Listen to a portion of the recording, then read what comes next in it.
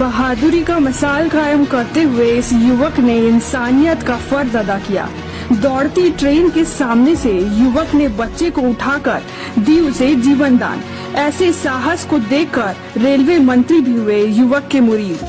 तस्वीरें मुंबई की वानगानी railway station की है, जहां एक बच्चा रेलवे ट्रैक में फंस गया था।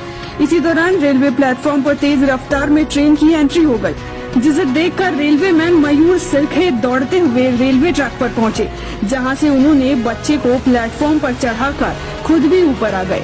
सेकंड्स के अंतर में मयूर ने अपनी और बच्चे दोनों की जान बचा ली। यह वीडियो जब रेलवे मंत्री पीयूष गोयल ने देखा तो उन्होंने मयूर को बधाई दी। मंत्री ने अपने सोशल मीडिया अकाउंट पर मयूर का वीडियो डालते हुए लिखा है, आज रेलवे मैन मयूर शिल्खे से बात कर साहस व बहादुरी से भरे काम के लिए उनकी प्रशंसा की। वे कहा कि पूरे रेल परिवार को उन पर गर्व है। उनके इस काम की तुलना किसी भी पुरस्कार से नहीं की जा सकती, पर इस साहस भरे काम के लिए उन्हें सम्मानित किया जाएगा। इसके साथ ही पुरस्कृत करने की भी बात कही। मंत्री ने मयूर से खुद बात कर बधाई दी, जिस पर मयूर ने बहुत ही जवाबदेही भरा उत्तर दिया।